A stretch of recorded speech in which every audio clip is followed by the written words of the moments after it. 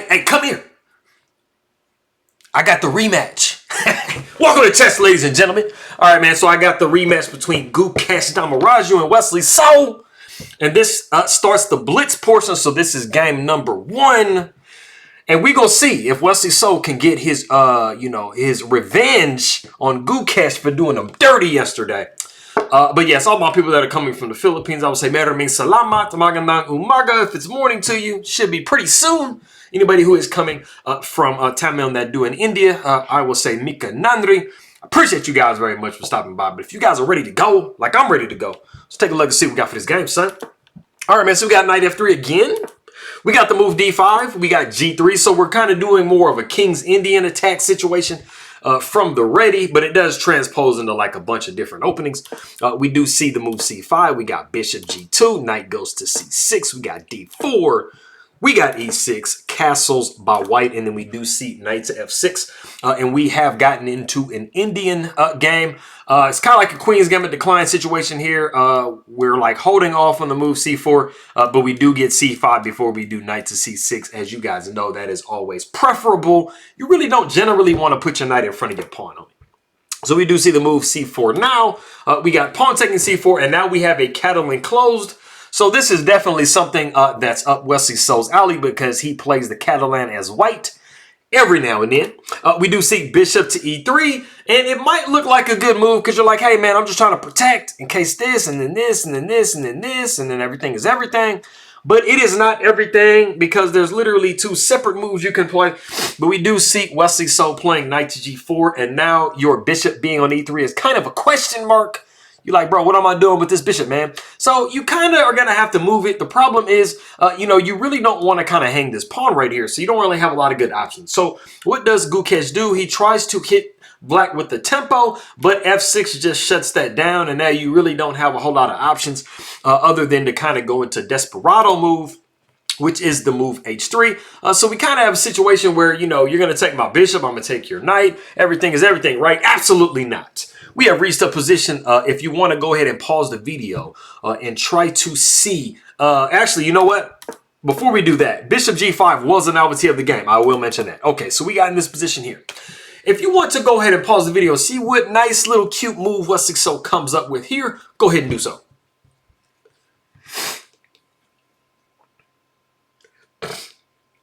Okay, cool. So obviously, you guys are probably on the black side of this, and you're looking like, hey, man, I'm attacked. I'm attacking white, but I'm attacking myself with my knight. What do? Do I go back to h6, which is really not very desirable, or do I go all in? And if you guessed all in, you would be absolutely correct.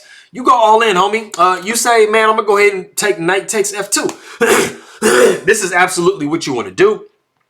You want to go down swinging. Not only are you going to be able to get the bishop back, but you have caused white a little bit of damage. You've separated their pawn structure, so now they have 3 pawn islands instead of 2. They got a little bit of protection around their king. That's kind of messed up, even though they still have this bishop. So this is absolutely 100% how you want to do it. Not only that, but it does hit the queen, so you don't really have time to take on an in-between move because then your queen is going to go bye-bye and you're going to be sad. Obviously, this is not what was played. That was an accident. Do not mind me. But we do see rook taking f2, and then the pawn takes g5 right here. And actually, I mean, black is kind of to the good right here. They do have 2 extra pawns if they can manage to hold everything. But white definitely has a little bit more in development, as compensation. So everything is everything. We do see queen to a4. We got bishop to d7. This is a cute little way to try to get this pawn. You see it all the time. You got queen to a5s, queen to a4s, and just sliding over and capturing like so. So this is nothing new. We got pawn taking d4, knight b to d2. We're possibly thinking of some knight to b3s, and just to make sure that we can get this pawn with no problems. We do see bishop to e7, knight takes d4, and everything is pretty evened out. Even though black still does have that extra pawn, it's crazy to think that sometimes you have an extra pawn and you're not completely 100% winning. So, it's kind of crazy, bro. We do have knight taking d4, queen taking d4. And at the moment, black cannot castle because this rook is protecting this square, or it's attacking this square. So as you guys may or may not know, you cannot castle into danger. So that is one of the requirements for castling. So after we see bishop to f6, not only does this hit the queen, but we have now just plugged up this file, so black can can castle if they want to.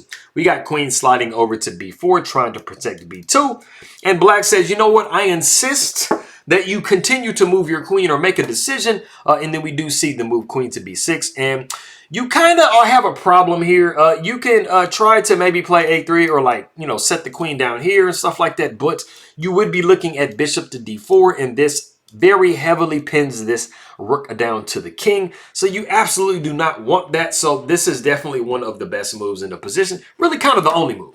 Queen taking up b6.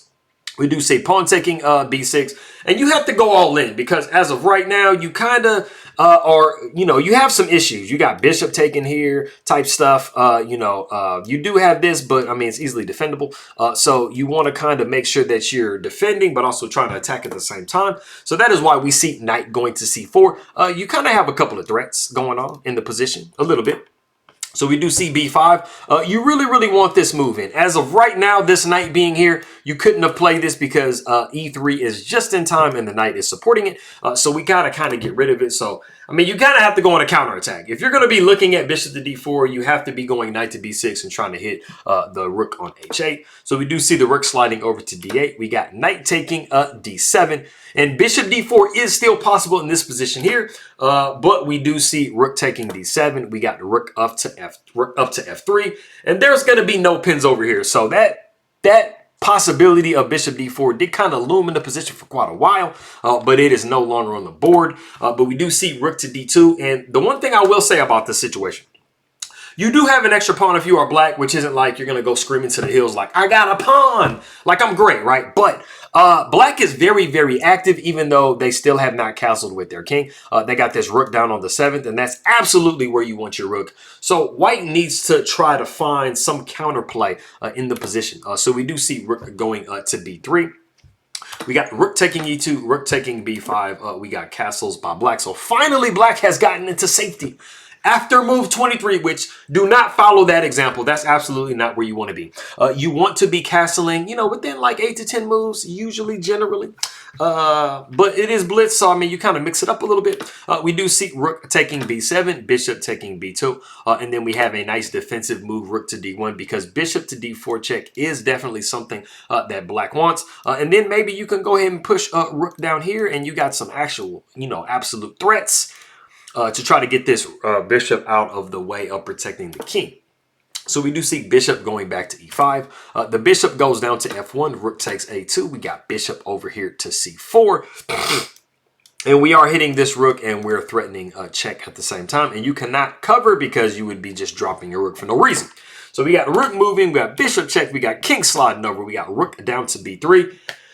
So black is actually very much so attacking you in this position. So you really, really do want to get a set of rooks off the board just to kind of ease the pressure.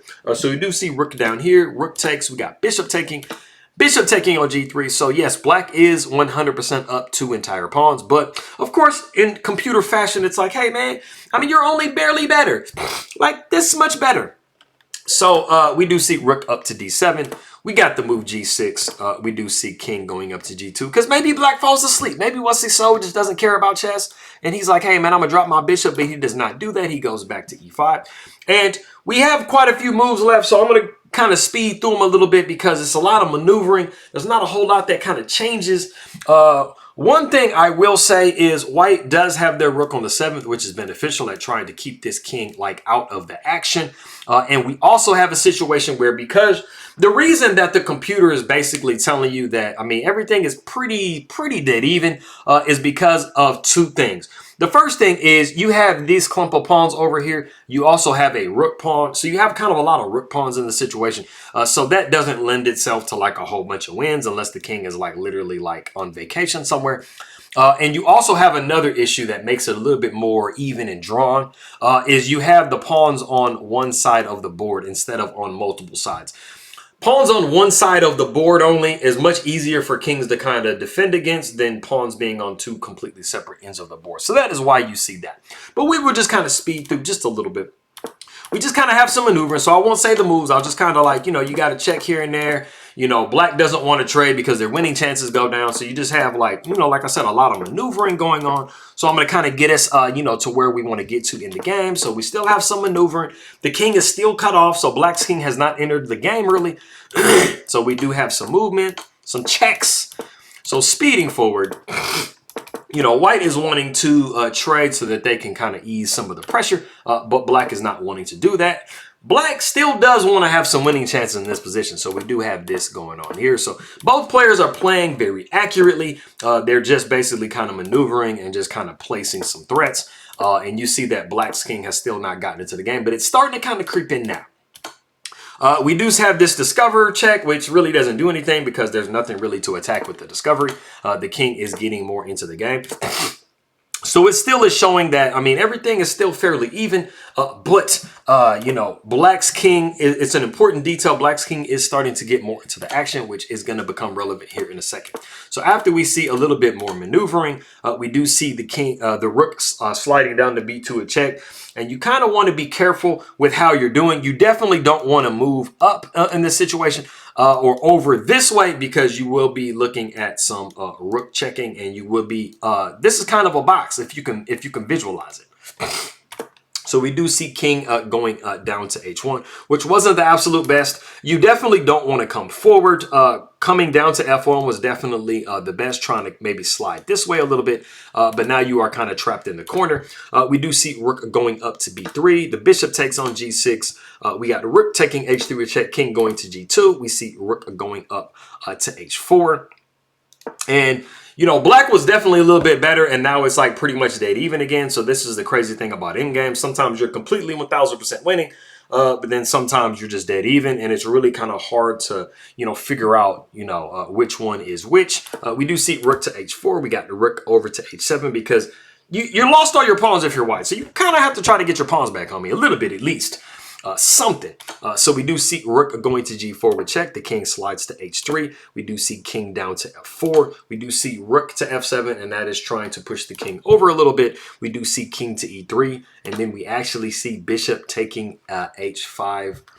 And this is a blunder. Now, the reason why this happened, I mean, some of you guys are probably sitting there looking at this like, wait a minute, man. Isn't this just rook to h4 with check? And this just pretty much just loses... I mean, just loses the bishop, right? Absolutely 100% it does. So both players literally have like 5 seconds left. When you are in this position right here, Gukesh, he reaches and touches the pawn, and then he picks it up, and then he puts it back down, and then Wesley points. And he does realize that, I mean, it is a touch move tournament. So since he has picked up this pawn on h5 right here, the only possibility that you have is to capture it. If it was one of his own pieces and you had multiple options, then it would have been different. But since the only legal move is to go bishop takes h5, that is what Gukesh had to do. So after he took this piece right here, he was subject to rook to h4 with check. The king slid over to h3, and then he did throw in the really nice bishop to e5 check. And then it is in this position that Gukesh resigns the game. So Wesley has come back. Now, he hasn't come back, but he did get his revenge. So I think tomorrow they do play these players again. Like everybody pretty much plays everybody again. So we will see who can win kind of the match. But at least Malaka see Wesley in this one, he was able to kind of claw back. So I appreciate everybody very much for stopping by, and I'm going to catch y'all next time.